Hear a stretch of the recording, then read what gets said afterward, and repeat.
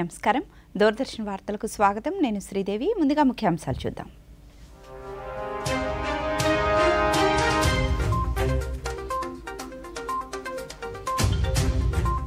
వైనాడ్లో ప్రధాని పర్యటన కొండ చర్యలు విరిగిపడిన ప్రాంతాన్ని ఏరియల్ సర్వే ద్వారా పరిశీలించిన నరేంద్ర మోదీ బాధిత కుటుంబాలను చికిత్స పొందుతున్న వారిని పరామర్శించిన ప్రధాని మృతులకు నివాళులర్పించిన నరేంద్ర మోదీ ఘటనపై ఉన్నతాధికారులతో ప్రధాని సమీక్ష బాధిత కుటుంబాలకు కేంద్రం అండగా ఉంటుందని హామీ స్వాతంత్ర దినోత్సవాన్ని పురస్కరించుకొని రాష్ట్ర వ్యాప్తంగా హర్ ఘర్ తిరంగా కార్యక్రమాలు గుంటూరు కలెక్టరేట్లో తపాలా శాఖ త్రివర్ణ పతాకాలను విడుదల చేసిన కేంద్ర మంత్రి పెమ్మసాని చంద్రశేఖర్ సైబర్ నేరాలకు వ్యతిరేకంగా విజయవాడలో పోలీసుల వాకథాన్ ప్రజలు అప్రమత్తంగా ఉండాలన్న హోంమంత్రి అనిత తిమోర్ లెస్టే అత్యున్నత పౌర పురస్కారం grand collar of the order Timor లెస్టేను రాష్ట్రపతి ద్రౌపది ముర్ము అందుకున్నారు. తిమోర్ లెస్టే అధ్యక్షులు జోస్ రామోస్ హోర్టా రాజధాని ఢిల్లీలో జరిగిన వేడుకలో ద్రౌపది ముర్ముకు ఈ పురస్కారాన్ని అందజేశారు. ఈ సందర్భంగా ద్రౌపది ముర్ము మాట్లాడుతూ భారత్ తిమోర్ లెస్టే దేశాల మధ్య ఉన్న సంబంధాలకు తనకు లభించిన పురస్కారం ప్రతిబింబంగా నిలుస్తుందన్నారు. India and Timor-Leste enjoy warm and friendly relations based on our shared commitment to the values of democracy and pluralism. I am confident that this will further strengthen bilateral relations between the two countries. I am deeply honored by the Grand Collar of Order of Timor-Leste bestowed upon me. This is a reflection of the deep bond of friendship between. ప్రధానమంత్రి నరేంద్ర మోదీ కేరళలోని వైనాడ్లో ఈరోజు పర్యటించారు. ప్రకృతి బీభత్సం కారణంగా వైనాడ్ జిల్లాలో కొండ చర్యలు విరిగిపడ్డ ప్రాంతాలను ఏరియల్ సర్వే ద్వారా పరిశీలించారు. ఆ ప్రాంతంలో జరుగుతున్న రెస్క్యూ ఆపరేషన్ను పర్యవేక్షించారు. వరదల్లో తీవ్రంగా దెబ్బతిన్న పుంచిరి మట్టం ముండక్కైతో పాటు చూరల్మల ప్రాంతాలను ప్రధాని పరిశీలించారు. ఈ పర్యటనలో ప్రధాని వెంట కేరళ ముఖ్యమంత్రి పినరయి విజయన్, గవర్నర్ అరీఫ్ మహ్మద్ ఖాన్లు ఉన్నారు.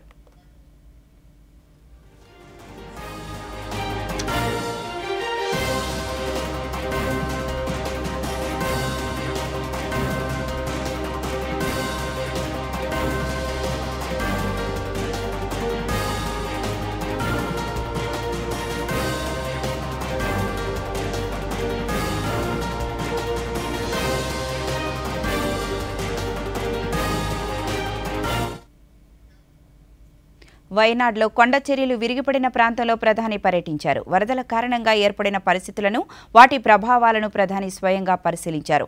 ప్రధాని వెంట కేరళ ముఖ్యమంత్రి పినరయి విజయన్ పర్యటించారు. అక్కడి వివరాలను, పరిస్థితులను ప్రధాని అధికారులను అడిగి తెలుసుకున్నారు.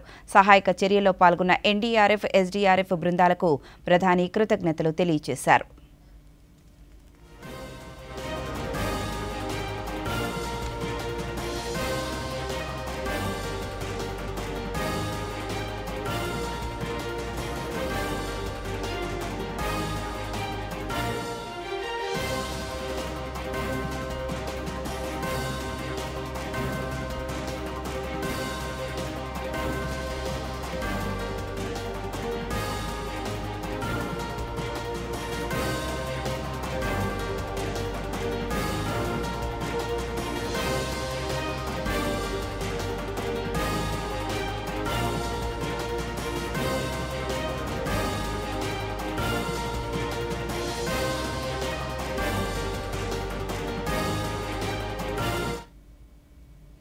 అనంతరం పునరావాస కేంద్రాలలో ఆశ్రయం పొందుతున్న వారిని ప్రధాని కలిశారు. వారికి అందుతున్న వసతులు, సౌకర్యాలను అడిగి తెలుసుకున్నారు. ఈ సమయంలో బాధితులు భావోద్వేగానికి గురికాగా ప్రధాని వారిని ఎంతో ఆత్మీయంగా పలకరించి ఓదార్చారు. ప్రభుత్వం అన్ని విధాల అండగా ఉంటుందని అన్నారు. ధైర్యంగా ఉండాలని ప్రధాని కోరారు.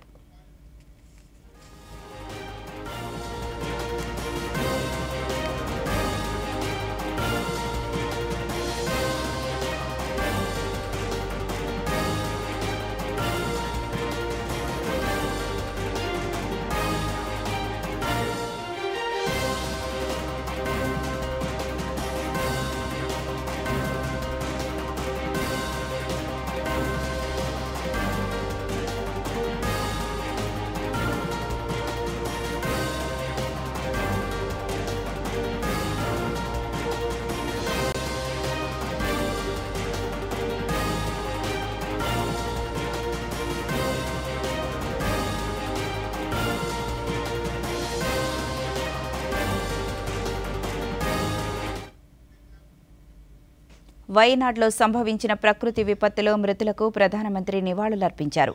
వైనాడ్ పర్యటనలో భాగంగా ఆసుపత్రిలో చికిత్స పొందుతున్న బాధితులను పరామర్శించారు.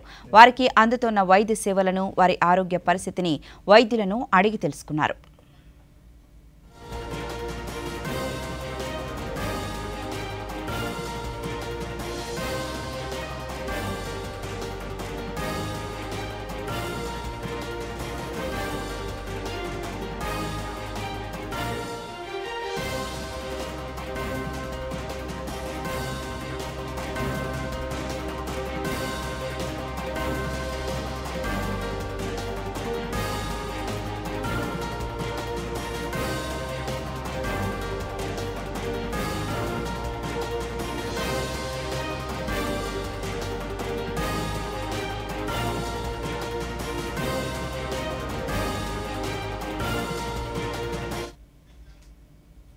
వైనాడు పర్యటన అనంతరం ప్రధాని విపత్తు నష్టంపై ఆ రాష్ట్ర ముఖ్యమంత్రి ఉన్నతాధికారులతో సమీక్ష నిర్వహించారు. ప్రాణ ఆస్తి నష్టాలపై చర్చించారు. ఆ ప్రాంతాలలో అందుతున్న సహాయక చర్యలపై అధికారులతో చర్చించారు. పునరావాస కేంద్రాల్లో ఆశ్రయం పొందుతున్న వారికి అందుతున్న వసతులను, ఆసుపత్రులలో చికిత్స పొందుతున్న వారి ఆరోగ్యంపై అధికారులతో చర్చించారు. కేరళకు కేంద్రం అన్ని విధాలా సహాయం అందిస్తుందని హామీ ఇచ్చారు.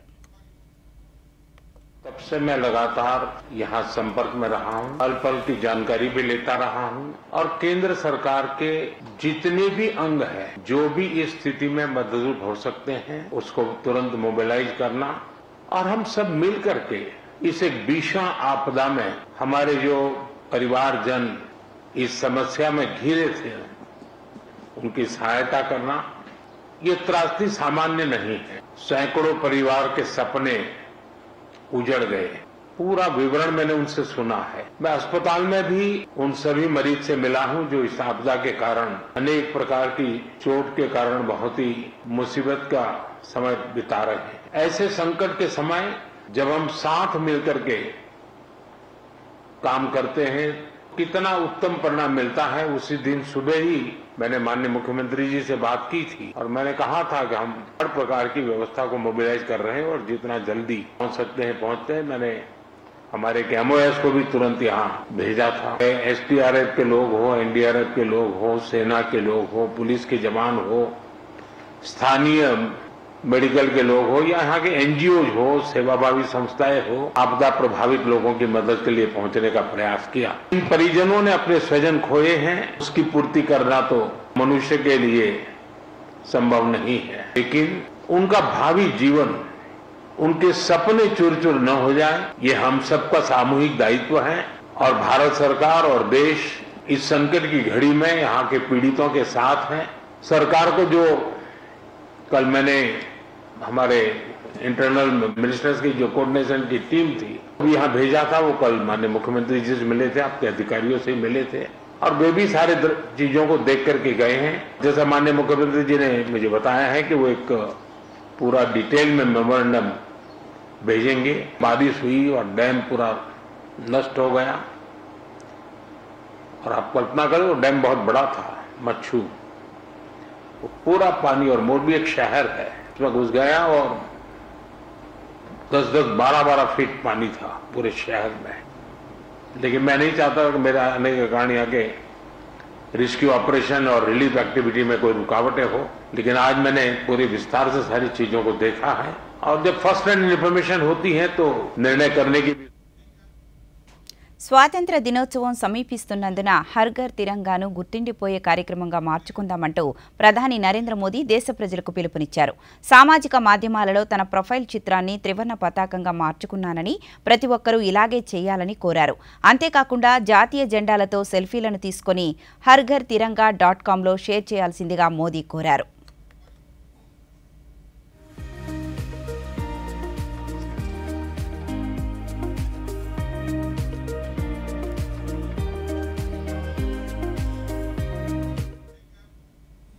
ఈ నెల 15వ తేదీన స్వాతంత్ర దినోత్సవాన్ని పురస్కరించుకుని ప్రధానమంత్రి నరేంద్ర మోదీ ఇచ్చిన పిలుపు మేరకు హర్ ఘర్ తిరంగా కార్యక్రమం దేశవ్యాప్తంగా కొనసాగుతోంది. స్వాతంత్ర దినోత్సవం రోజు ప్రతి ఇంటికి త్రివర్ణ పతాకం రెపరెపలాడాలనే సంకల్పంతో పాటు ప్రజల్లో దేశభక్తిని పాదుకొలిపే లక్ష్యంతో హర్ ఘర్ తిరంగా కార్యక్రమాలు కొనసాగుతున్నాయి. ఈ కార్యక్రమంలో భాగంగా 3వ విడత త్రివర్ణ పతాకాన్ని గుంటూరు జిల్లా కలెక్టరేట్లోని తపాలా కార్యాలయంలో కేంద్ర గ్రామీణాభివృద్ధి శాఖ సహాయ మంత్రి పెమ్మసాని చంద్రశేఖర్ ఈరోజు విడుదల చేశారు. ఈ సందర్భంగా మంత్రి మీడియాతో మాట్లాడుతూ ప్రతి ఒక్కరూ ఇళ్లపై జాతీయ పతాకాన్ని ఎగురవేయాలని కోరారు. అలాగే జెండాతో దిగిన సెల్ఫీని సామాజిక మాధ్యమంలో పంచుకోవాలని కోరారు. కాబట్టి అందరూ ఈ జాతీయ పతాకాన్ని కొనుక్కోవాలని, వాళ్ళ ఇంటిపై ఇవి పెట్టాలని కోరుకుంటా ఉన్నాము. అదేవిధంగా సోషల్ మీడియాలో కూడా మీరందరూ చేంజ్ చేయాలని కోరుకుంటా ఉన్నాము. సైబర్ నేరాల పట్ల ప్రజలందరూ అవగాహనతో అప్రమత్తంగా ఉండాలని రాష్ట్ర హోంమంత్రి వంగలపూడి అనిత పేర్కొన్నారు. సైబర్ నేరాలకు వ్యతిరేకంగా ఈరోజు విజయవాడలో పోలీసులు వాకథాన్ నిర్వహించారు. ఈ సందర్భంగా అనిత మాట్లాడుతూ పెరిగిన సాంకేతికతతో సైబర్ నేరాలు కూడా ఎక్కువగా జరుగుతున్నాయన్నారు. సైబర్ దాడులకు గురవుతున్న వారిలో విద్యావంతులే ఎక్కువగా ఉండడం మరింత ఆందోళనకరమన్నారు. ఈ నేరాలను అరికట్టేందుకు 250 మంది సైబర్ కమాండోలు, 2000 మంది సైబర్ సోల్జర్స్కు శిక్షణ ఇచ్చి విజయవాడలో నియమించిన మంత్రి తెలిపారు. మంచి ఇనిషియేషన్ తీసుకున్నారు. ఈ ఇనిషియేషన్ అనేది ఏదో మనం కూర్చొని ఒక అవేర్నెస్ క్రియేట్ చేసాము, ఒక యాప్ క్రియేట్ చేసాము అన్నది కాకుండా, ఒక వాక్ మనం పెట్టామన్నది కాకుండా, వాట్ ఎవర్ ఇట్స్ మనం ఇప్పుడు సైబర్ సోల్జర్స్ అన్నది మనం రెడీ చేసుకుంటున్నాము. ఈ సైబర్ సోల్జర్స్ లో అవేర్నెస్ పెరగాలి. అట్ ద సేమ్ టైం మన దగ్గర కూడా టెక్నికల్ సపోర్ట్ కూడా పెరగాలి. ఎందుకంటే ఈరోజు మొత్తం స్టేట్ లెవెల్లో సైబర్ పోలీస్ స్టేషన్స్ అయితే డిస్ట్రిక్ట్కి ఒకటి ఉంది. ఆ డిస్ట్రిక్ట్కి ఒకటి ఉన్న సైబర్ పోలీస్ స్టేషన్స్లో ఒక సిఐ క్యాడర్ మాత్రమే, ఒక ఆఫీసర్, వాళ్ళకి ఒక 2-3 కానిస్టేబుల్స్ని మనం పెట్టుకున్నాం. కానీ ఈ సైబర్ సెల్ అనేది నాకు తెలిసి ఒక 3 దగ్గర 4 దగ్గర కొంచెం యాక్టివేట్లో ఉంది. బట్ నేనేమంటానంటే ప్రతి జిల్లాలోని కూడా ఈ సైబర్ సెల్ ఓపెన్ చేయాలి, సైబర్ సెల్ యాక్టివేట్లోకి రావాలి. ఈ సైబర్ సెల్కి సంబంధించి సైబర్ పోలీస్ స్టేషన్లో కూడా మనందరం కూడా ఒక అఫీషియల్గా టెక్నికల్గా సపోర్ట్ చేసే ఒక టీమ్ని రెడీ చేసుకొని, ఎస్పెషల్లీ సైబర్ క్రైమ్ మనం అనుకోవచ్చు రోజు రోజుకి క్రైమ్ పెరుగుతుందంటే ఈ సైబర్ క్రైమ్స్లోని ఉన్న వ్యవహారంలోని గాంజా కూడా, డ్రగ్స్ కూడా విపరీతంగా పెరుగుతున్నాయి. అంటే ఓవరాల్గా చెప్పాలంటే మన ఫ్యూచర్ని మనమే చేతులతో నిలిపేసుకునేటట్టుగా చేసే పరిస్థితి ఈరోజు మనకు కనిపిస్తూ ఉంది. ఎవడో మనల్ని చెడగొట్టక్కర్లే, మన ఫోనే మనల్ని చెడగొడుతుంది. ఈరోజు మనం దేశాన్ని స్వచ్ఛ భారత్గా మార్చాలనే సదుద్దేశంతో ప్రధానమంత్రి నరేంద్ర మోదీ ముందుకు సాగుతున్నారని రాష్ట్ర వైద్య ఆరోగ్య శాఖ మంత్రి సత్యకుమార్ యాదవ్ తెలిపారు. శ్రీ సత్యసాయి జిల్లా ధర్మవరం నియోజకవర్గంలోని మాల్యవంతం గ్రామంలో స్వచ్ఛ భారత్ ట్రాక్టర్లను ఆయన ప్రారంభించారు. ఈ సందర్భంగా మంత్రి మాట్లాడుతూ ప్రజలు స్వచ్ఛతపై అవగాహన పెంచుకోవాలన్నారు. పరిసర ప్రాంతాలను శుభ్రంగా ఉంచుకోవడంతో పాటు ఆరోగ్య జాగ్రత్తలు పాటించాలని ఆయన సూచించారు.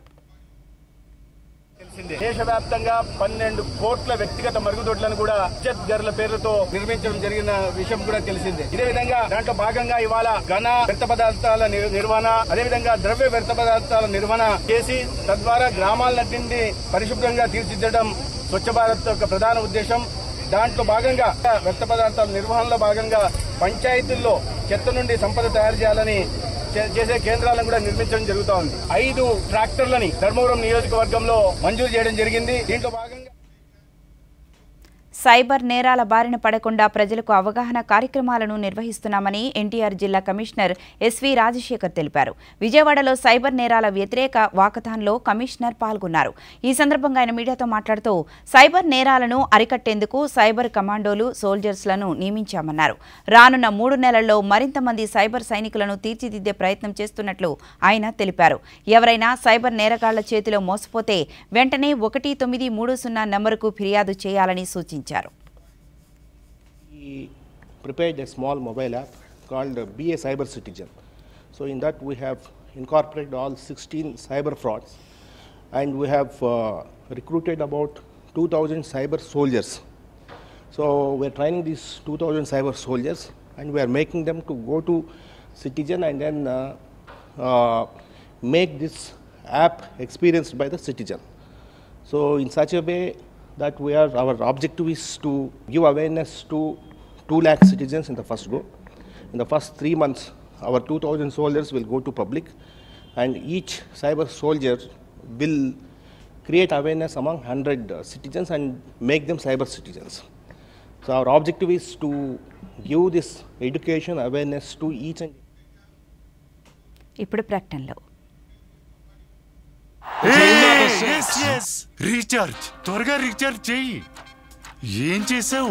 మ్యాచ్ అయిపోయింది. చెల్లింపు ఎలా అవుతుంది? టోకెనైజ్ కార్డ్ తో. టోకెన్? అవును, ఆన్లైన్ చెల్లింపుల కోసం ఆర్బీఐ టోకెనైజేషన్ తెచ్చింది. ఒకసారి కార్డు వివరాలు, ఓటీపీ, సివివి నింపి టోకెన్ తయారు చేయండి. కార్డు సురక్షితంగా ఉంటుంది. పైగా పదే వివరాలు నింపాల్సిన అవసరం లేదు. అదే సౌకర్యం, మెరుగైన భద్రత. ఆల్రౌండర్. అదా నేనా? ఆర్బీఐ అంటుంది, విషయాలు తెలుసుకోండి, జాగరూకంగా ఉండండి. తిరిగి వార్తల్లోకి స్వాగతం. మహనీయుల జీవితాలను నేటి యువత ఆదర్శంగా తీసుకోవాలని మాజీ ఉపరాష్ట్రపతి ముప్పవరపు వెంకయ్యనాయుడు పేర్కొన్నారు. ఉమ్మడి ప్రకాశం జిల్లాలో పర్యటించిన ఆయన కారంచేడులో ఏర్పాటు చేసిన స్వర్గీయ జాగర్లమూడి కుప్పుస్వామి చౌదరి విగ్రహాన్ని ఆవిష్కరించారు. ఈ సందర్భంగా ఏర్పాటు చేసిన సభలో వెంకయ్యనాయుడు మాట్లాడుతూ విద్యావేత్తగా కుప్పుస్వామి చేసిన సేవలు ఎనలేనివన్నారు. ముఖ్యంగా గ్రామాల్లో విద్యాభివృద్ధికి ఆయన చేసిన కృషి ఫలితంగా ఎన్నో గుణాత్మక మార్పులు వచ్చాయన్నారు.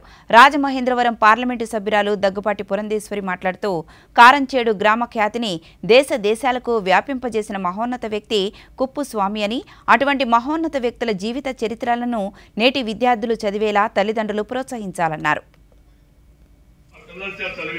తద్వారా వాళ్ళకి స్ఫూర్తి కలుగుతుంది, మంచి ఆలోచనలు కూడా వస్తాయి. జాగర్లమూడి కుప్పుస్వామి గారు గ్రామాల్లో పాఠశాలలు నెలకొల్పి విద్యా కుసుమాలు అనేక గ్రామాల పాఠశాలలు నెలకొల్పేందుకు ఆయన సహకరించాడు. అనేక కుటుంబాలు ఆయన తీసుకున్న చొరవలను లబ్ధి పొందే. అన్నదాన విద్యాదాన గుణాలు వారికి వారసత్వంగా వచ్చే వంశ పారంపర్య మర్యాదను కాపాడాలి, కొనసాగాలంటే ఆ దారిలో మనం పయనించాలి. తర్వాత పెంచుకోవాలి. ముందు ఆస్తులు, సంపద, పెంచుకున్న సంపదను పంచుకోవాలి ఇతరులతో, అప్పుడు ఆనందం కలుగుతుంది. ఈ కార్యక్రమానికి వస్తున్నటువంటి సందర్భంలో సాధారణంగా జాగర్లమూడి కుప్పుస్వామి చౌదరి గారి గురించి అనేక సంవత్సరాలు అయిపోయినప్పటికీ కూడా మనం తిరిగి వారి ప్రతిమల్ని ప్రతిష్ఠించుకోవాలా అనేటువంటి ఒక ప్రశ్న చాలా మంది మనసులో ఉత్పన్నమవటం అనేది సర్వసాధారణం. ఇవాళ కారంచేడు గ్రామం యొక్క గొప్పతనాన్ని ఒక రకంగా కుప్పుస్వామి చౌదరి గారు దేశవ్యాప్తంగా కూడా వారు తీసుకువెళ్లారు అనేటువంటి విషయం మనం ఇక్కడ గ్రహించవలసింది అని చెప్పి నేను భావిస్తున్నాను. విద్యా వ్యాప్తికి కావచ్చు, ఆలయాల పునరుద్ధరణకి కావచ్చు, తెలుగు భాషకి వారు చేసినటువంటి సేవ. రాష్ట్రంలోని పంచాయతీల అభివృద్ధికి ప్రభుత్వం కట్టుబడి ఉందని రాష్ట్ర ఉప ముఖ్యమంత్రి కొణిదెల పవన్ కళ్యాణ్ స్పష్టం చేశారు. గుంటూరు జిల్లా మంగళగిరి పార్టీ కేంద్ర కార్యాలయంలో ఆయన మాట్లాడుతూ రాష్ట్రంలోని అన్ని పంచాయతీల్లో గ్రామ సభలు నిర్వహించాలని, జాతీయ గ్రామీణ ఉపాధి హామీ పథకం పూర్తి స్థాయిలో అమలు జరిగేలా చూడాలని అధికారులను ఆదేశించారు. ప్రతి గ్రామ పంచాయతీలో స్వాతంత్ర, గణతంత్ర దినోత్సవ వేడుకలు జరగాలని ఆయన పేర్కొన్నారు. బాధ్యతలు స్వీకరించిన తర్వాత పంచాయతీ శాఖకు సంబంధించి చాలా రివ్యూలు చేశాం. రూరల్ వాటర్ సప్లై, రోడ్లకు సంబంధించి నిధులు సరిగ్గా పంపిణీ జరగలేదు, వచ్చినా దాని దుర్వినియోగం జరిగినాయి. ఈ పంచాయతీరాజ్ వ్యవస్థని బలోపేతం చేయాలి అని చెప్పి చాలా బలమైన నిర్ణయం తీసుకున్నాం. దాంట్లో భాగంగానే 3 కీలకమైన నిర్ణయాలు తీసుకున్నాం. ఆగస్టు 15 ఈ జెండా పండుగకి సంబంధించి, 2 మనకి జాతీయ ఉపాధి హామీ పథకానికి సంబంధించి ఒకటే రోజున 13,326 పంచాయతీల్లో గ్రామసభ తీర్మానాలు జరగాలి. ఆ దిశగా అడుగులు వేస్తూ ఉన్నాం. ఏ పంచాయతీల్లో పైప్ లైన్లు డ్యామేజ్ అయినాయి, అసలు గత ప్రభుత్వం చేసిన 4,000 కోట్ల రూపాయల ఖర్చు నిజంగా ఆ ఉద్దేశింపు పనులకి జరిగిందా లేదా, వీటన్నిటిని కూడా ఈ పల్స్ సర్వేలు తెలిసి వస్తాయి. పంచాయతీ ఎన్నికలు సరిగ్గా నిర్వహించలేకపోవడం వల్ల మనకి నిధులు రాలేకపోయినాయి. చాలాసార్లు మేము అధికారంలోకి రాకముందు పంచాయతీ మనకి సర్పంచ్లందరూ మా దృష్టికి తీసుకొచ్చింది ఏంటంటే, కనీసం మాకు బ్లీచింగ్ పౌడర్ కూడా మాకు కొనుక్కునే డబ్బులు లేవు మా దగ్గర. వాళ్ళ అకౌంట్లో పడ్డా కానీ డబ్బులు ఈ ప్రభుత్వం ఈ డిస్కౌంట్స్కి అని చెప్పి డబ్బులు తీసేసుకున్నారు. గ్రామ స్వరాజ్యాన్ని నిజంగా మనం ముందుకు తీసుకెళ్లాలంటే ఆ స్టేట్మెంట్ చాలా బలంగా ఇవ్వాలి. 1994లో ఇచ్చిన జీవో 100 రూపాయలు, 250 రూపాయలు, ఒకటి స్వాతంత్ర దినోత్సవానికి, 2 గణతంత్ర దినోత్సవానికి, వాటిని పెంపొందించేలాగా, వాటిని పెంచేలాగా ఒక కీలకమైన నిర్ణయం తీసుకుంది. ఆగస్టు 15న స్వాతంత్ర దినోత్సవ వేడుకల నిర్వహణకు నిధులు కొరత లేకుండా చేశాం. చిన్న పంచాయతీలకి 10,000 రూపాయలు, మేజర్ పంచాయతీలకి 25,000 రూపాయల చొప్పున నిధులు సమకూరుస్తున్నాం. దానికోసమని జీవోను కూడా. మాజీ ముఖ్యమంత్రి వైఎస్ జగన్మోహన్ రెడ్డి హత్య రాజకీయాలపై మాట్లాడడం విడ్డూరంగా ఉందని కర్నూలు జిల్లా తెలుగుదేశం పార్టీ నాయకులు విమర్శించారు. జగన్మోహన్ రెడ్డి తన రాజకీయ ఉనికిని చాటుకునేందుకే ముఖ్యమంత్రి చంద్రబాబు నాయుడు, నారా లోకేష్లపై విమర్శలు చేస్తున్నారని జిల్లా టీడీపీ అధ్యక్షులు తిక్కారెడ్డి, ఇతర నేతలు మీడియాకు తెలిపారు. కూటమి ప్రభుత్వం అధికారంలోకి వచ్చిన తరువాత పాలనపైన మాత్రమే దృష్టి పెట్టామని ఆయన పేర్కొన్నారు. క్యాడర్ ఉంది, పరామర్శించనికి పోయి నేను అన్ని డబ్బులు ఇస్తుంటే ఇన్ని డబ్బులు ఇస్తుంటే అని చెప్తాడు. కేవలం ప్రజల్లో ఉన్నాను, నేను ప్రజల్లో నన్ను ఎక్కడ మర్చిపోతారనే ఉద్దేశం తప్ప ఏం లేదు. కేవలం రాజకీయంగా నేను ఉన్నాను, నా ఉనికి ఉంది, మా పార్టీ ఉంది అని నీ క్యాడర్కో కార్యకర్తలకో ప్రజలకో అట్లా ప్రజల్లో ఉన్నానని చెప్పుకునే దానికోసమే చంద్రబాబు నాయుడు గారి పైన లోకేష్ గారి పైన నువ్వు రాళ్ళేస్తున్నావు తప్ప తెలుగుదేశం పార్టీగా మేము మాకున్నటువంటి సమస్యలు మాకున్నటువంటి ప్రజా సమస్యల్ని మేము ఎట్లా చేయాలా ఏం చేయాలని చెప్పి మేము ఆ పనిలో ఉన్నాం. గొడ్డలు కొనింది గొడ్డలతో సహా అన్ని చూపిస్తున్నారు. సాక్షాత్ వాళ్ళ అమ్మ చెల్లెళ్ళు కూడా చెప్పారు. ఎలక్షన్లో మొత్తం ప్రచారం కూడా ఇదే జరిగింది. మాజీ ముఖ్యమంత్రి హోదాలో వచ్చి ఓదార్చి అక్కడితో ఆగకుండా చంద్రబాబు నాయుడు గారి మీద లోకేష్ బాబు గారి మీద అబాండాలు వేయడం తీవ్రంగా ఖండిస్తున్నాం. రెడ్ బుక్ ఇంకా ఓపెన్ చేయలేదు, మేము చేస్తాం, త్వరలో చేయబోతున్నాం, హెచ్చరిస్తున్నాం. మీ సంస్కృతిని మేము పాటించాలని అనుకుంటే ఎయిర్పోర్ట్ దాటి మెయిన్ హైవేలకు కూడా రాలేరు. గతంలో నీకు పాదయాత్ర అప్పుడు చంద్రబాబు నాయుడు గారు ఎంత సహకరిస్తూ పెట్టుకోవాలి. వాళ్ళ లోకల్ గ్రామ సమస్యతోని వర్గపూర్లో ఏదో చంపుకున్నారు. వైఎస్సార్ కడప జిల్లాలో తగినంత వర్షపాతం లేకపోయినప్పటికీ ఎగువ ప్రాంతాల్లో కురిసిన వర్షాలతో శ్రీశైలం జలాశయం నుంచి జిల్లాకు పెద్ద ఎత్తున నీరు వచ్చి చేరుతోందని జిల్లా కలెక్టర్ లోతేటి శివశంకర్ తెలిపారు. మైదుకూరు నియోజకవర్గంలోని దువ్వూరు మండలం చల్లబసాయిపల్లె గ్రామంలోని SR1 నుంచి నీటిని SR2కు మైదుకూరు శాసనసభ్యులు పుట్టా సుధాకర్తో కలిసి విడుదల చేశారు. ఈ సందర్భంగా వారు మాట్లాడుతూ శ్రీశైలం నుంచి వెలుగోడు ప్రాజెక్టుకు అక్కడ నుంచి SR1, SR2 ద్వారా బ్రహ్మోసాగర్ కు నీరు చేరుతోందని తెలిపారు. బ్రహ్మోసాగర్ పూర్తిస్థాయి నీటి మట్టంతో ఈ ఏడాది 96,000 ఎకరాలకు సాగునీరు అందుతుందన్నారు. ఏ వనరులు అది అటవీ సంపద కావచ్చు, ఏ సంపద అయినా అందులో ముఖ్యంగా మనలాంటి రాయలసీమ జిల్లాలో కడప లాంటి జిల్లాల్లో వాటర్ అన్నది చాలా చాలా ఇంపార్టెంట్ రీసోర్స్. సో అటువంటి వాటర్ మనకి పుష్కలంగా కృష్ణానది బేస్లో వర్షాలు పడటం వల్ల శ్రీశైలం పూర్తి స్థాయిలో రిజర్వాయర్ నిండటం వల్ల అక్కడి నుంచి మనకి వెలుగోడు ప్రాజెక్ట్ ద్వారా ఇక్కడికి ఈరోజు మనకి ఫ్లో అన్నది పెరగటం జరిగింది. ఇక్కడి నుంచి SR2కి అంటే ఇది ఒక 2.13 TMCలు, అదొక 2.44 TMCలు, అక్కడి నుంచి మన 17 TMCలు బ్రహ్మసాగర్ రిజర్వాయర్ వరకు కూడా వెళ్ళటం జరుగుతుంది. ఆ కార్యక్రమానికి మనం హారతి ఇచ్చే కార్యక్రమం ఈరోజు చేసుకున్నాము. ఇదంతా ఒక 60 రోజుల్లో మనకు జరుగుతుంది. సో దీనివల్ల సుమారు ఒక 96,000 ఎకరాలకి ఆయకట్టు అన్నది 50-60 రోజులు ఇవ్వటం జరుగుతుంది. సో ఈ అవకాశాన్ని అందరూ కూడా సద్వినియోగపరచుకోవాలని, ఎక్కడ ఎటువంటి ఇబ్బంది లేకుండా చేయాలి, మనకు పూర్తిగా బ్రహ్మసాగర్ రిజర్వాయర్ ఫిలప్ చేసుకోవడానికి, అలాగే మన ఎమ్మెల్యే గారు ప్రత్యేకమైన చొరవతో ఈ ఆయకట్టు కింద ఒక 6 చెరువుల వరకు ఉన్నాయి. ఆ చెరువులు నింపే కార్యక్రమం కూడా ఈ రోజు మనం శ్రీకారం చుడుతున్నాం. నాకు కూడా ఇది చాలా కొత్తగా చాలా ఆనందంగా ఉంది. నదికి రిజర్వాయర్కి హారతి ఇచ్చే కార్యక్రమం అన్నది చరిత్రలో ఎప్పుడే కానీ SR1కి వచ్చి నీళ్ళ జలహారతి ఇచ్చినటువంటి చరిత్ర ఎప్పుడు లేదు. కలెక్టర్ గారు దీనికి శ్రద్ధ చూపించి మేము అడిగిన తక్షణమే మేము కూడా వస్తామని చెప్పి ఈరోజు మొట్టమొదటి ఈ చరిత్రలో ఫస్ట్ టైం వచ్చినటువంటి కలెక్టర్ అంటే మన సారు. నీళ్లు తొందరలో మనకు వర్షాలు పడకుండా ప్రజలు ఎంతో తాగునీటి సమస్య ఉన్నా కూడా పైన దేవుని దయ వల్ల వర్షాలు పడి ఈరోజు మనకు నీళ్లు సస్యశ్యామలుగా వస్తాయంటే ప్రకృతి విపత్తుల వల్ల తీవ్రంగా నష్టపోయిన కేరళ రాష్ట్రంలోని వైనాడు బాధితులను ఆదుకునేందుకు ప్రతి ఒక్కరూ ముందుకు రావాలని సిపిఐ జాతీయ కార్యదర్శి డాక్టర్ కె నారాయణ కోరారు. తిరుపతిలో ఆయన మీడియాతో మాట్లాడుతూ తమ పార్టీ తరపున ఇప్పటికే విరాళాలను, దుస్తులను సేకరించామని, తామే స్వయంగా కేరళకు వెళ్లి అందించనున్నట్లు తెలిపారు. అన్ని రూపాలుగా, డబ్బుల రూపంగా, వస్తు రూపంగా, బియ్యం రూపంగా, బట్టల రూపంగా సహాయం చేయమని కోరుతా ఉన్నాను. మేము అడిగిన వాళ్ళందరూ బాగానే ఇస్తున్నారు, అడగిన వాళ్ళు ఇవ్వలేకపోవచ్చు. వాలంటీర్ కొంతమంది పంపిస్తున్నారు, కొంతమంది స్వచ్ఛందంగా ముఖ్యమంత్రి నిధికి పంపిస్తున్నారు. ముఖ్యమంత్రి నిధికి పంపిస్తున్నారు, సిపిఐ ఏర్పాటు చేసినటువంటి సంఘాలకి పంపిస్తున్నారు. మేము వాలంటీర్ ఆర్గనైజేషన్ మేము చేస్తున్నాం, గవర్నమెంట్ కూడా చేస్తాం. నేను గవర్నమెంట్ మేము భాగస్వామి. ఎన్నికల సమయంలో తిరుపతి జిల్లాలో స్వాధీనం చేసుకున్న అక్రమ మద్యాన్ని ధ్వంసం చేసినట్లు జిల్లా ఎస్పీ సుబ్బారాయుడు తెలిపారు. తిరుపతిలో దాదాపు 36 లక్షల విలువ చేసే మద్యం బాటిళ్లను యంత్రాల సాయంతో ధ్వంసం చేశారు. అనంతరం ఎస్పీ మీడియాతో మాట్లాడుతూ అనుమతులు లేకుండా ఇతర రాష్ట్రాల నుంచి మద్యం రవాణా చేయడం, విక్రయించడం వంటివి ఎక్సైజ్ యాక్ట్ ప్రకారం నేరమని, మద్యం అక్రమ రవాణా అమ్మకాలపై తెలిస్తే పోలీసులకు వెంటనే సమాచారం ఇవ్వాలని ఆయన కోరారు.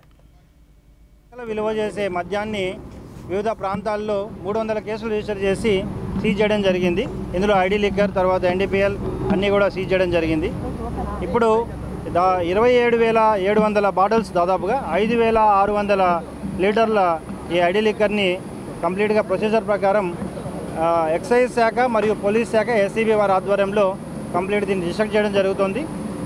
అంతేకాకుండా ఇప్పుడు సమాజంలో ఎవరు కూడా ఈ ఐడి లిక్కర్ను కానీ ఇల్లీగల్ లిక్కర్ ట్రాన్స్పోర్టేషన్ కానీ ప్రభుత్వం ఎటువంటి గత 10 ఏళ్లలో చెరకు పరిశ్రమలో భారీ అభివృద్ధి జరిగిందని, చెరకు ఉత్పత్తులు దేశ ఆర్థిక అభివృద్ధిలో కీలక పాత్ర పోషిస్తున్నాయని కేంద్ర సహకార శాఖ మంత్రి అమిత్ షా పేర్కొన్నారు. కొత్త ఢిల్లీలో చెరకు, బయో ఎనర్జీ పరిశ్రమలపై సమావేశం నిర్వహించారు. ఈ సందర్భంగా అమిత్ షా మాట్లాడుతూ దేశంలో ఇథనాల్ ఉత్పత్తిలో కూడా భారీ పెరుగుదల జరిగిందని, ఇథనాల్ మిశ్రమం అనేక రంగాల్లో ప్రయోజనాలను తెచ్చిపెట్టిందన్నారు. అందుబాటులో ఉన్న వనరులను వినియోగించుకుంటూ దేశ పరిశ్రమ రంగం ఎంతో ప్రగతి సాధించిందన్నారు. और सिर्फ इथेनॉल बना सकता है और शायद आपको बैलेंस शीट पर लिखना पड़ जाए सहकारी शुगर कारखाना की जगह सहकारी इथेनॉल उत्पादक संघ लिखना पड़े ऐसी, मगर वो भी किसान की सेवा करता है. हमें इससे परहेज नहीं रखना चाहिए. NFCSF नेशनल फेडरेशन जो है उसने आज तक बहुत अच्छा काम किया. 2002 तक का पूरा ब्यौरा मैं आज पढ़कर आया हूं. NFCSF ने सरकार और टेक्नोलॉजी के इनोवेशन और शुगर मिल के बीच में ब्रिज बनने का काम किया है और मार्केट की परिस्थिति और शुगर मिल के बीच में भी ब्रिज बनने का काम किया है. मगर 259 चीनी मिलों का ये संघ है, लगभग 9 राज्य संघ इसके साथ जुड़े हैं. आपसे मेरी सहकारिता मंत्री नाते और अपेक्षा है, वहां जाकर हम एक सहकारी साकर कारखाना लगाएंगे. शुरुआत करिए. 4 अच्छे जिनके पास पैसा ठीक है वो सहकारी संघ मिलकर एक सहकारी संघ वहां बनाए, फिर किसानों को जोड़िए और निकल जाइए. अगर चीनी इंडस्ट्री ने भारत को विश्व में नेतृत्व प्रदान देना है तो हमें डेवलपमेंट का लक्ष्य रखना पड़ेगा. तो मेरा आपसे निवेदन है और इसमें सहकारिता मंत्रालय ప్రజల నుంచి డిపాజిట్లు పెంచుకునేందుకు ఆకర్షణీయమైన పథకాలు తీసుకురావాలని కేంద్ర ఆర్థిక శాఖ మంత్రి నిర్మలా సీతారామన్ పేర్కొన్నారు. బ్యాంకుల్లో డిపాజిట్లు తగ్గుతున్న నేపథ్యంలో ఆమె బ్యాంకులకు కీలక సూచనలు చేశారు. కొత్త ఢిల్లీలో reserve bank of India board సమావేశం నిర్వహించారు. సమావేశం అనంతరం ఆర్బీఐ గవర్నర్ శక్తికాంత దాస్తో కలిసి మంత్రి మీడియాతో మాట్లాడుతూ డిపాజిట్ల సేకరణ విషయంపై బ్యాంకులు దృష్టి సారించాలని, తద్వారా వచ్చిన నిధులను అవసరమైన వారికి రుణాలుగా సమకూర్చాలన్నారు. దీని ద్వారా డిపాజిట్లకు, రుణాలకు మధ్య అంతరం తగ్గి సమతూకం ఉంటుందన్నారు. శక్తికాంత దాస్ మాట్లాడుతూ బ్యాంకులు సొంతంగా డిపాజిట్లను పెంచుకోవడానికి రేట్లను పెంచుకునే వెసులుబాటు ఉందని తెలిపారు. 4-5 विषय नया पोर्टफोलियो ये सब जोड़ सकते हैं, मगर आपके core business deposit collection and lending में उसमें अगर एक दोनों पहिए में एक पहिए ठीक से नहीं चल रही है तो आप ध्यान देना चाहिए. इसमें डिपॉजिट कलेक्शन के पहिया थोड़ा धीरे जा रही है, लेंडिंग फास्ट जा रही है. गाड़ी ऐसे थोड़ी ना चलता है. You need both of them to go together. So my emphasis with the banks has always been, and I thought in the last 2 days when after the MPC Governor Reserve Bank addressed the media, he's placed rightly the emphasis on that. So my emphasis also would be the same with the banks, and I in fact will be meeting with the banks for various reasons to take up government's priority sector lending area emphasis on take a similar measure. Besides that, we have, as you would be aware, we have set up a, we have now set up a digital, we have set up this Udgam portal. రాష్ట్రంపై ఉపరితల ఆవర్తనం కొనసాగుతుందని అమరావతిలోని భారత వాతావరణ శాఖ తెలిపింది. ఈ ఆవర్తన గాలుల ప్రభావంతో కోస్తాంధ్ర, రాయలసీమ ప్రాంతాల్లోని పలుచోట్ల ఓ మోస్తరు నుంచి తేలికపాటి పిడుగులు, ఉరుములతో కూడిన వర్షాలు కురుస్తాయని తెలిపింది. ఇదిలా ఉండగా ఇప్పటికే కృష్ణా, గోదావరి నదులకు పైనుంచి వస్తున్న వరద నీటిని అధికారులు కిందికి విడుదల చేస్తుండటంతో పెద్ద ఎత్తున నదుల నీరు సముద్రంలో కలుస్తోంది.